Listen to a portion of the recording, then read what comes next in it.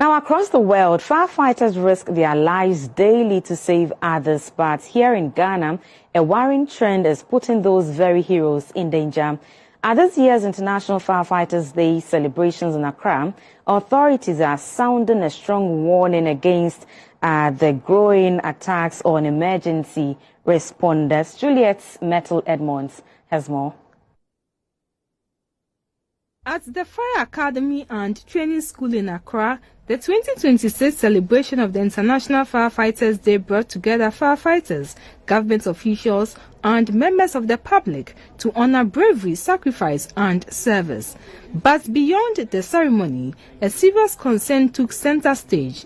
Chief Fire Officer Daniel Amausinto Sapon expressed alarm over the increasing attacks on firefighters during emergency operations, warning that such acts not only endanger lives but also threaten the safety of entire communities. International Firefighters Day serves as a global reminder of the risks firefighters take to protect lives, property, and the environment.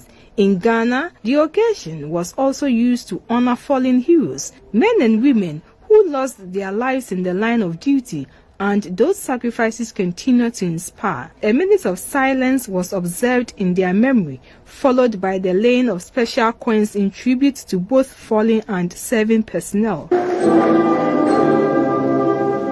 Despite the challenges, there is some progress to note. The Chief Fire Officer announced a decline in fire outbreaks nationwide, attributing it to intense public education and stronger prevention strategy. However, officials say the fight is far from over.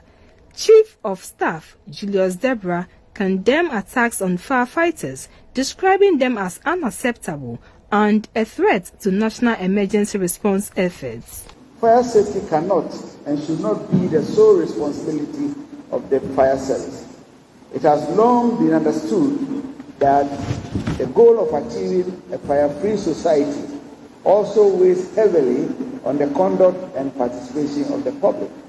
Meanwhile, at the Greater Accra Regional Command, firefighters marked the day with a Thanksgiving service, reflecting on lives lost and celebrating those still in service. Dedicated officers were also recognized for their commitment and hard work. It is imperative that firefighters are allowed to carry out their lawful duties in an environment free from assault, intimidation, and attacks.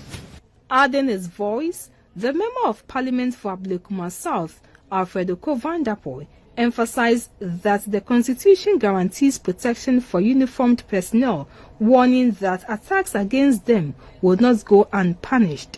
When men and women go in service, they leave families behind. And those families expect them to come back home. And if they do not come back home, their families are destroyed forever. It doesn't matter what compensation we pay.